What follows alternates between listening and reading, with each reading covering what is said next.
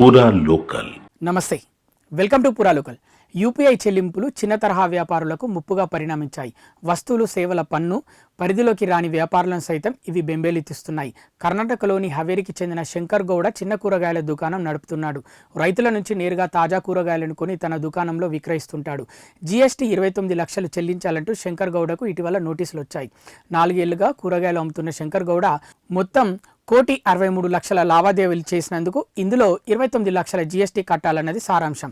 తాను ఆదాయపు పన్ను రిటర్నులను దాఖలు చేస్తానని, రికార్డులు కూడా నిర్వహిస్తానని, అయినా 29 లక్షల జీఎస్టీ చెల్లించడం ఏంటని ప్రశ్నిస్తున్నారు.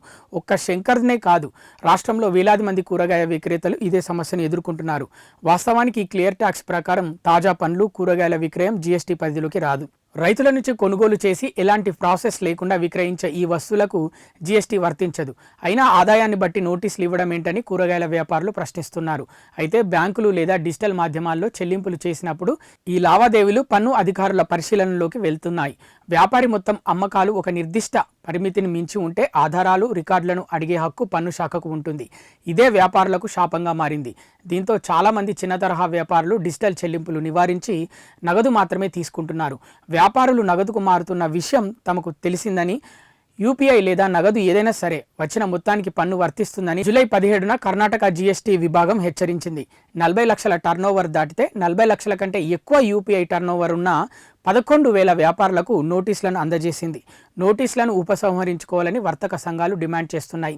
జీఎస్టీ నోటీసులను నిరసిస్తూ కర్ణాటక అంతటా టీ స్టాళ్లు, బేకరీలతో సహా మొత్తం చిన్న వ్యాపారులను జూలై 25న రాష్ట్ర వ్యాప్తంగా బంద్ చేస్తామని హెచ్చరించాయి. యూపీఐ డేటాను యాక్సెస్ చేయడం చట్టబద్ధతను వారు ప్రశ్నిస్తున్నారు. మొత్తం లావాదేవీల ఆధారంగా విక్రేతలకు పన్ను నోటీసులు జారీ చేయడం అన్యాయం అంటున్నారు. సరైన తనిఖీలు లేకుండా జీఎస్టీ కట్టాలంటూ శిక్షించడం తమను దోచుకోవడమేనంటున్నారు. ఇలాంటి జీఎస్టీ నోటీసులు కొనసాగితే చాలా మంది డిజిటల్ చెల్లింపులకు దూరం అవుతారు. కాబట్టి జీఎస్టీ రిజిస్ట్రేషన్ పరిమితిపై ప్రభుత్వం పునరాలోచించాల్సిన సమయం ఆసన్నమైందని నిపుణులు భావిస్తున్నారు.